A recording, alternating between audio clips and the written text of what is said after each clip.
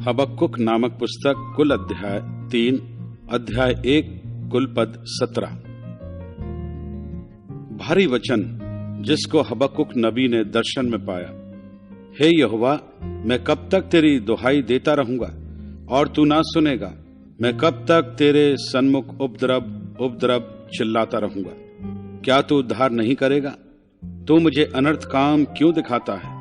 क्या कारण है कि तू उत्पात को देखता ही रहता है? मेरे सामने लूटपाट और उपद्रव होते रहते हैं और झगड़ा हुआ करता है और वाद विवाद बढ़ता जाता है। इसलिए व्यवस्था ढीली हो गई और न्याय कभी नहीं प्रकट होता।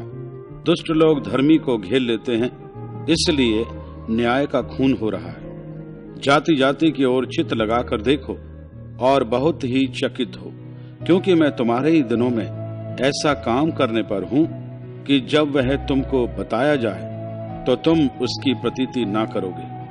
देखो, मैं कसदियों को उभारने पर हूं। वे क्रूर और उतावली करने वाली जाति हैं, जो पराये वास स्थानों के अधिकारी होने के लिए पृथ्वी पर में फैल गए हैं। वे भयानक और डरावने हैं। वे आप ही अपने न्याय की बड़ाई और प्रशंसा का कारण हैं। उनके घोड़े चीतों से भी अधिक वेग से चलने वाले हैं और सांझ को आहेर करने वाले हुंडारों से भी अधिक क्रूर हैं। उनके सवार दूर दूर कूदते फांदते आते हैं।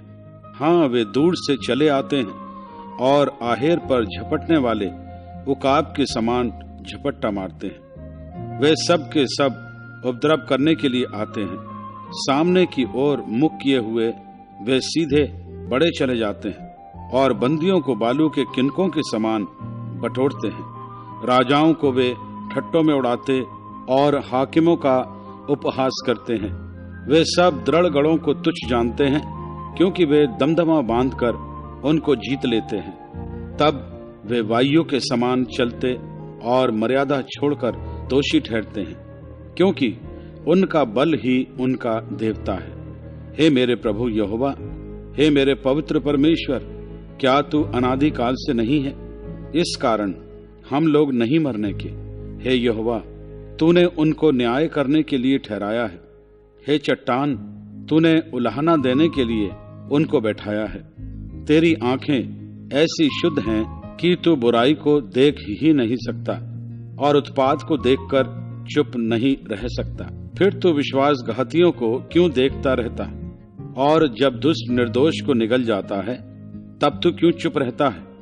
तो क्यों मनुष्यों को समुद्र की मछलियों के समान और उन रेंगने वाले जंतुओं के समान बनाता है, जिन पर कोई शासन करने वाला नहीं है?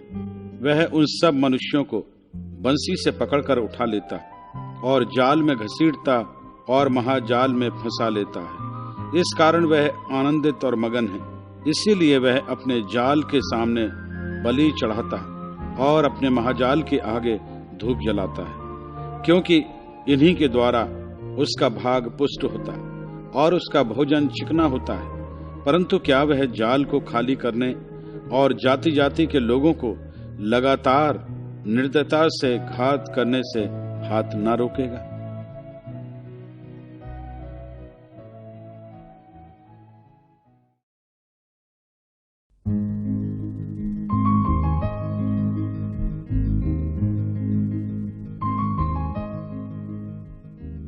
हबक्कुक अध्याय 2, कुल पद 20।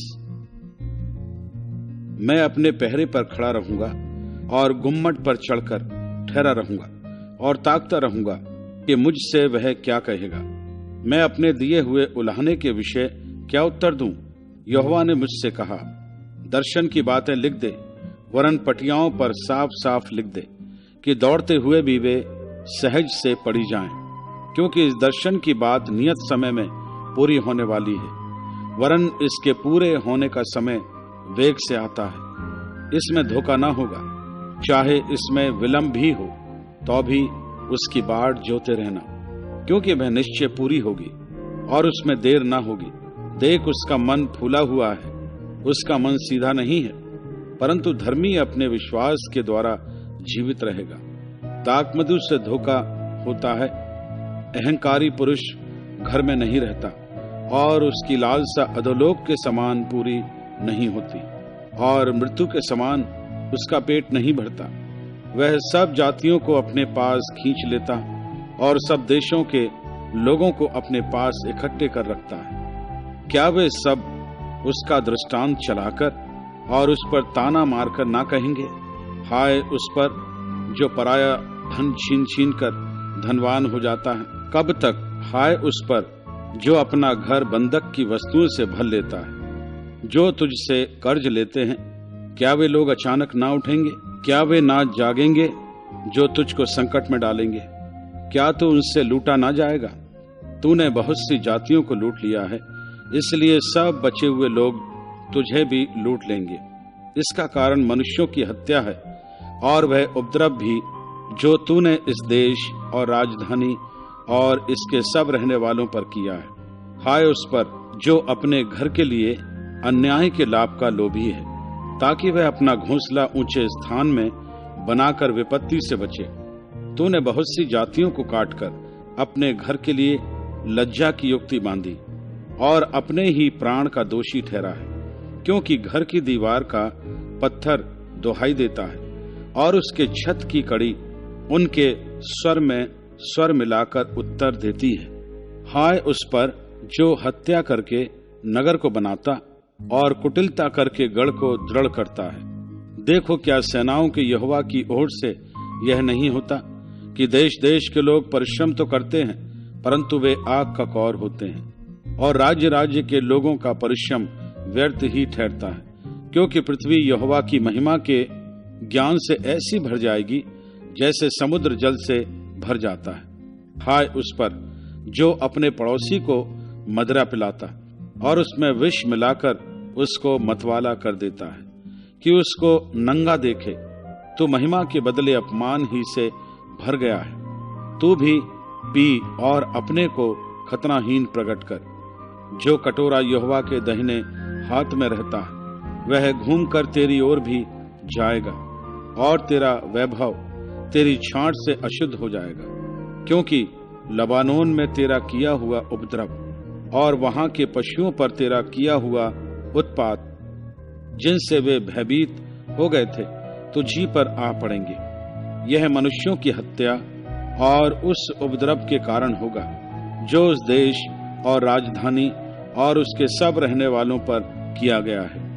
खुदी हुई मूरत में क्या लाभ देखकर बनाने वाले ने उसे खोदा है? फिर झूठ सिखाने वाली और ढली हुई मूरत में क्या लाभ देखकर ढालने वाले ने उस पर इतना भरोसा रखा है कि ना बोलने वाली और निकम्मी मूरत बनाए। हाय उस पर जो काठ से कहता है जाग, या अबोल पत्थर से उठ, क्या वह सिखाएगा? देखो, वह सोने चांदी में मड़ा हुआ है, परंतु उसमें आत्मा नहीं है। परंतु यहोवा अपने पवित्र मंदिर में है, समस्त पृथ्वी उसके सामने शांत रहे।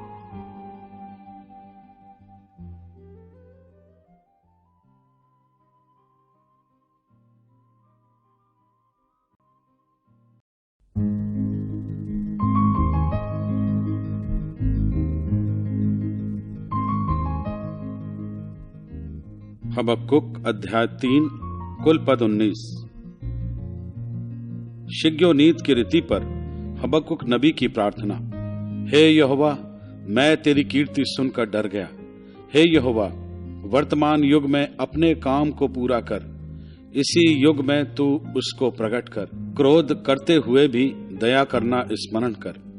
ईश्वर तेमान से आया, पवित्र ईश्वर परान पर्वत से आ रहा है। उसका तेज आकाश पर छाया हुआ है और पृथ्वी उसकी स्तुति से परिपूर्ण हो गई है। उसकी ज्योति सूर्य के तुल्य थी, उसके हाथ से किरणें निकल रही थी और इनमें उसका सामर्थ छिपा हुआ था। उसके आगे आगे मरी फैलती गई और उसके पांवों से महाज्वर निकलता गया। वह खड़ा होकर पृथ्वी को नाप रहा था। उसने देखा और जाति जाति के लोग घबरा गए। तब सनातन पर्वत चकनाचूर हो गए और सनातन की पहाड़ियां झुक गईं। उसकी गति अनंत काल से एक सी है। मुझे कुशान के तंबू में रहने वाले दुख से दबे दिखाई पड़े और मिद्यान देश के डेरे डगमगा गए।